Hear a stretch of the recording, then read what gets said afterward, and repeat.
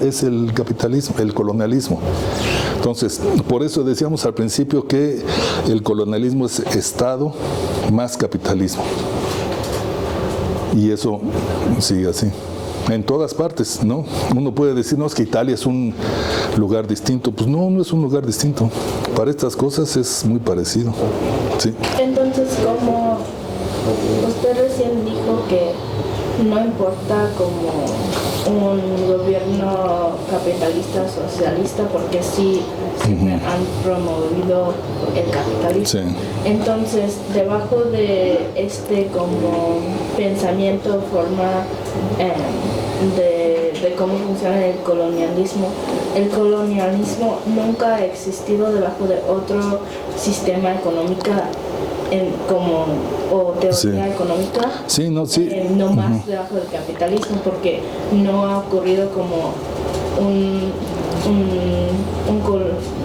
una colonia de como socialismo o comunismo de forma actual, no más nombrado como socialismo o comunismo, pero es debajo del capital, porque siempre están promoviendo capital y todo. O sea, lo que podemos decir es que la invasión y la dominación de un país, o digamos de un grupo a otro, eso tiene una historia muy vieja.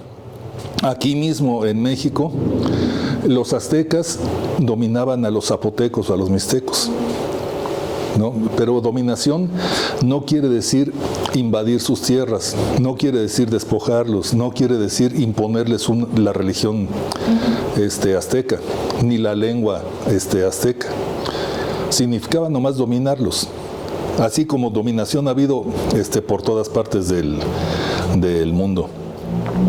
Lo que hace que la dominación requiera del poder del Estado, y Estado también ha habido en otros momentos de la historia, desde antes, pero lo que hace que se requiera de la fuerza del Estado para poder imponer en toda la población el capitalismo, la dominación, sí es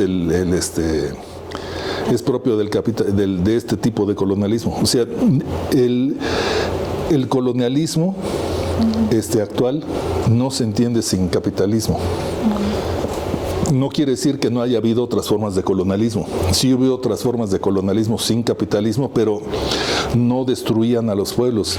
No se trataba de destruirlos. Los mismos españoles no destruyeron la cultura mexicana, ¿no? Hasta promovían que los sacerdotes aprendieran a hablar las lenguas, cultivaran esas cosas. Lo único que no permitían los españoles era el paganismo, porque venían de siglos de lucha contra los paganos, y entonces de estar diciendo es que los árabes son paganos porque no creen en Dios, no creen en Jesucristo, y los judíos lo mataron y no queremos esa gente. De repente encuentran a los indígenas haciendo sacrificios y todo eso, y dijeron, no, pues eso están peor, más paganos, y entonces siguió la lucha contra el paganismo, pero lo demás no.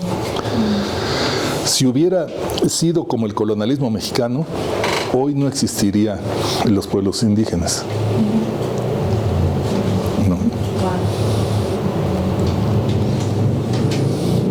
Bueno, pues eso es el tema de colonialismo. Ya seguirá el de la parte bonita, que es el de los esfuerzos de descolonización, pero eso va a ser en otra sesión con Eliezer. Nomás se tocó el tema triste usted. La parte triste del tema, sí. No, pues muchas gracias, Alejandro. No sé si hay alguna otra pregunta que quieran hacerle a Benjamín antes de presentar ya la pregunta de reflexión de hoy y formar los equipos. Sí, yo tenía una pregunta, dos. Aunque el Estado es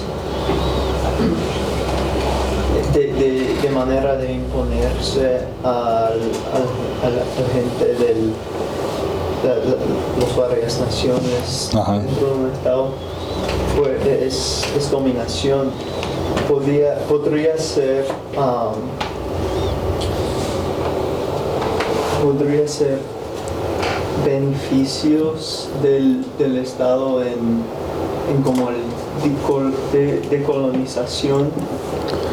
Bueno, que el Estado promueva la descolonización. Sí, habría ser, podría ser causas, aunque la mayoría tal vez son. Pero eso sería pensar como en un Estado suicida, que el Estado diga, mi función es desarrollar el capitalismo, pero en lugar de eso mejor voy a desarrollar a los pueblos. Eso no, o contra el capitalismo. Eso no, el Estado no lo puede hacer. Porque yo creo que también hay que entender que el Estado no es el gobierno. El Estado yo creo que podemos decir que el Estado es una inercia. O sea, es como una marea. Y entonces el rumbo del Estado está definido por la marea. El gobierno es como el barco. El barco se puede subir en la marea y ir para un lado o para otro. O simplemente se queda sin ir a ningún lado y deja que la marea lo lleve por donde sea. Pero no puede controlar a la marea. Y en un Estado socialista en que promueven la vida de pueblos en proyectos locales para promover la gente ahí, ¿podría ser mejor? Yo creo que no, porque como dijimos en otras sesiones, el socialismo es la ideología que menos entiende la diferencia. O sea, los indígenas no son ningún valor dentro de la idea socialista. Al marxismo le costó mucho trabajo aceptar que los campesinos tienen un sentido histórico y que son importantes en la historia. Eso lo aceptó Marx hasta el final de su vida. O sea, hay un libro muy interesante que se llama El Marx tardío, que es de Teodoro Shannon, y creo que también lo hizo el que fue vicepresidente de Bolivia. O sea, el Marx tardío, The Late Marx, algo así se llama, de Teodor Shannon, Shannon como suena. Shannon estudia creo que Enrique Dussel también tenía algo así. Bueno, ellos estudian los últimos escritos de Marx. Marx pasó los últimos más o menos 10 años de su vida en Rusia. Entonces ahí tuvo contacto con comunidades campesinas. Y entonces lo que escribió cambió su concepción del mundo. Para él, según parece, ya no la historia de la humanidad es la historia de la lucha de clases, el proletariado no es la única clase que promueve el cambio, sino que el campesino también. El problema es de que el marxismo ya se había convertido en una doctrina. Y entonces, para los que se beneficiaban del marxismo, Engels y otros, era muy peligroso que se conocieran esos escritos de Marx. Entonces los prohibieron, los ocultaron y quedaron olvidados esos escritos durante muchos años. Y el único que escribió más o menos valorando, un marxista que escribió valorando lo campesino, pero ya en el siglo XX, era Alexander Chayanov. Chayanov escribe mucho sobre la teoría del modo de producción campesino y de la economía familiar y todo eso. Bueno, eso es el máximo esfuerzo del marxismo para entender la condición de los que no son proletarios. Pero entender al campesino no es entender al indígena. No, los indígenas son otro mundo, especialmente en el continente americano.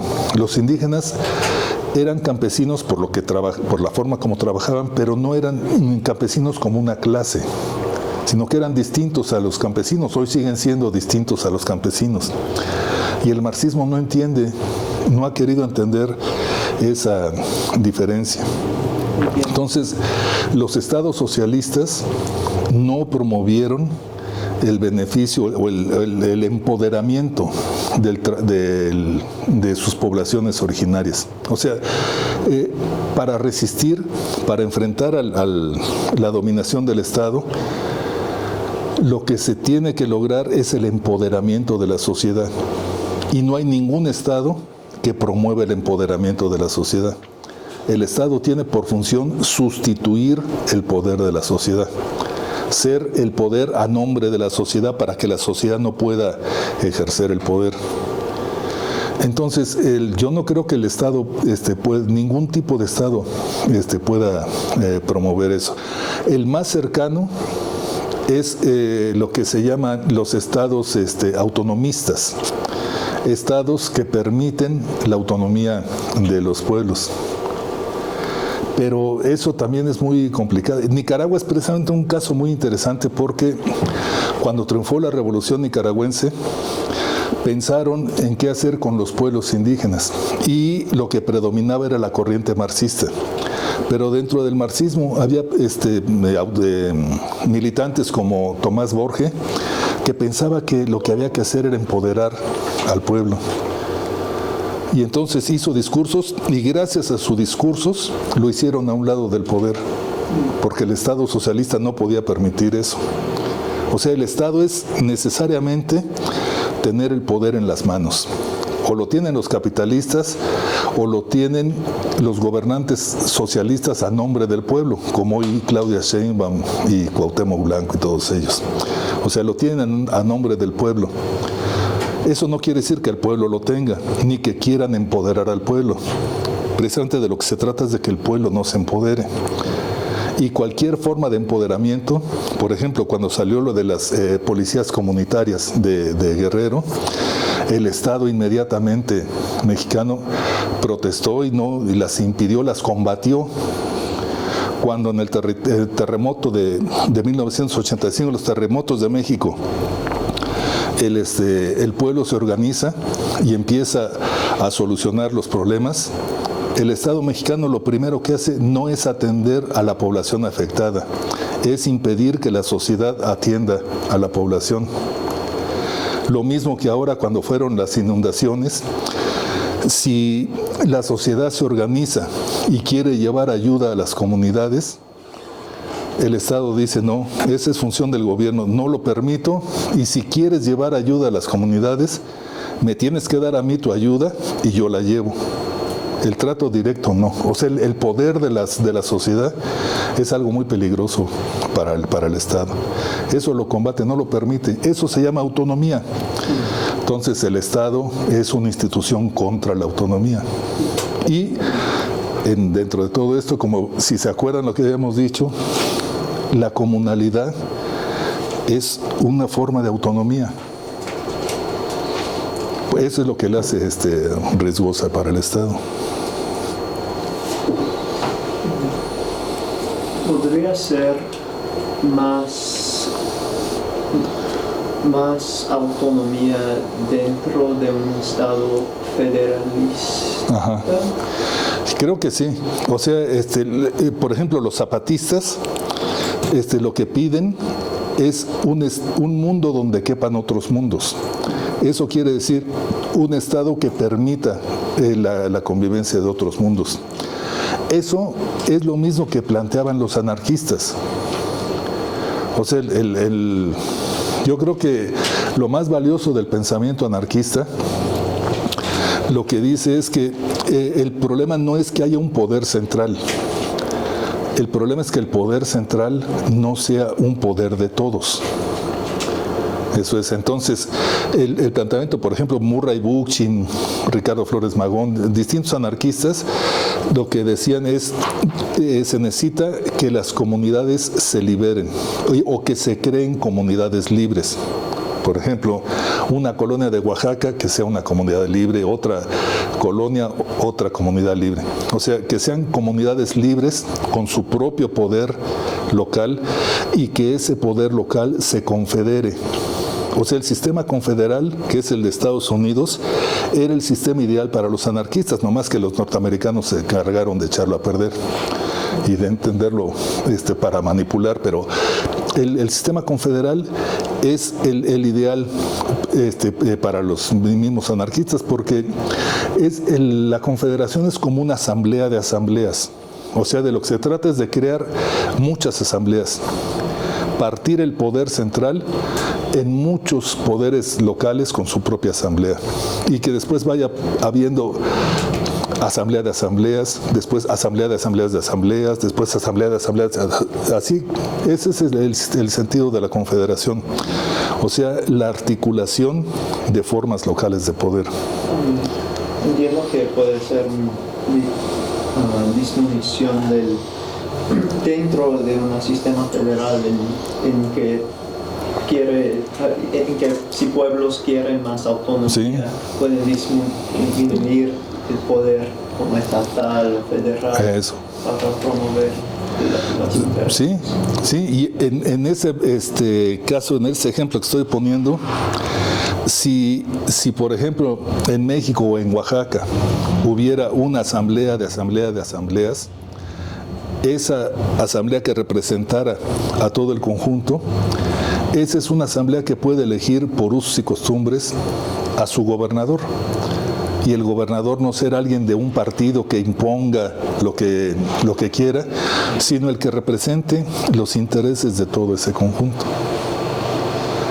No, los anarquistas decían Flores Magón, y ellos decían, Malatesta, Enrico Malatesta también decían eso, de lo que se trata es de formar como asambleas no solamente de comunidades, sino asambleas de trabajadores. Por ejemplo, si en una comunidad hay muchos cafetaleros, bueno, pues esos cafetaleros formarse como una asamblea que se junta con otras asambleas de cafetaleros, una asamblea de mujeres, una asamblea de jóvenes, así. Mientras más esté distribuida en asambleas el poder, entonces más voz tiene la gente. Si yo, por ejemplo, o cualquiera de ustedes, ella, por ejemplo, pertenece a la asamblea de mujeres, a la asamblea de artistas, a la asamblea de estudiantes, a la asamblea de amas de casa, entonces tiene una representación múltiple para las distintas cosas que quiere hacer. No necesita que alguien hable por ella, sino que ella misma habla y discute con gente que tiene las mismas intereses, las mismas características, y que quieren hacer algo positivo. Ese es el chiste del anarquismo, o sea, de la anarquía. Por eso es que Ricardo Flores Magón definía muy bien a la anarquía como, decía, es orden basado en el apoyo mutuo. Que eso tenía mucho que ver con hacer amplia la comunalidad.